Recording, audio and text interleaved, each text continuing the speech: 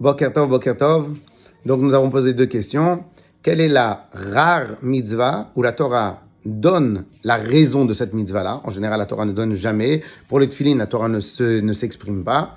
Et de la raison, et plein d'autres mitzvot, la Torah ne s'exprime pas. Quelle est la rare mitzvah?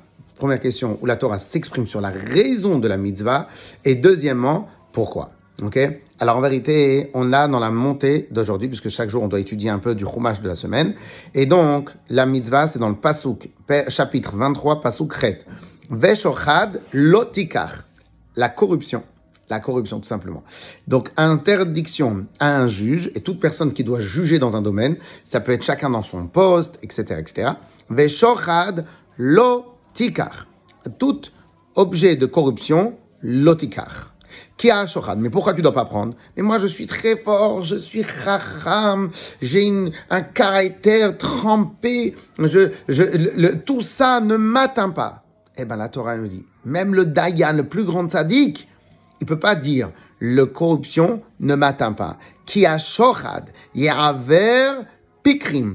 Parce que la corruption, donc le pot de vin, il va aveugler pikrim, les personnes clairvoyantes, mais il s'alève, il va détourner, il va esquinter d'ivrei tzadikim, les paroles justes. Alors regardez bien, Rashi nous dit comme ça, afilu veshochad lotikach, la corruption tu ne pourras pas prendre. Il te dit afilu lishpot emet, même si maintenant que la personne il va venir te dire, regarde, je te donne un pot de vin, comme ça je vais être sûr et certain que tu vas juger comme il faut, même ça c'est pas vrai. Il y a plus forte raison si la personne il veut te faire tourner, il veut te faire détourner le jugement.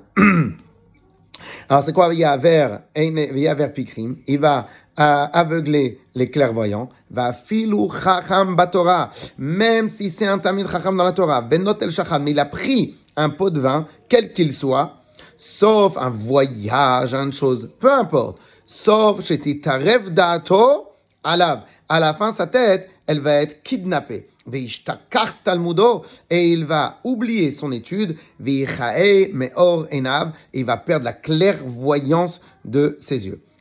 Alors, maintenant, c'est quoi divrei tzadikim? Les paroles justes. Dvarim amutzdakim, même si c'est la plus grande logique sur terre, mishpete emet, et même si c'est quelque chose d'extrêmement logique, il ne pourra plus voir la logique dans cela. Alors pour une petite histoire, il y a plusieurs histoires dans ce domaine-là, mais une fois il y a marqué dans la Gemara que un rav, un des grands rabbanim de la Gemara, il recevait tous les semaines, le jeudi, ou le vendredi, toutes les semaines, il recevait la livraison de primeurs.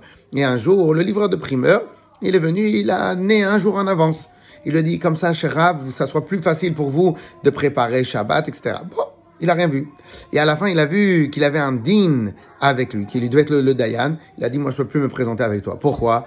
Comme tu m'as fait une tova, donc déjà, je me sens très bien avec toi. Je ne pourrais plus avoir la tête libre. Et donc, mais pourtant, le primeur, il lui a pas fait cadeau, il a juste amené un moment à l'avance. Et nos tzadikim nous ont dit, comme tu m'as amené quelque chose à l'avance, et donc je me sens bien, donc je m'interdis toute chose. Mais Ezrat Hashem, qu'Akadosh Baruch Hu nous donne la force toujours d'avoir les yeux libres et clairvoyants dans tous les domaines. Amen, amen, amen, amen.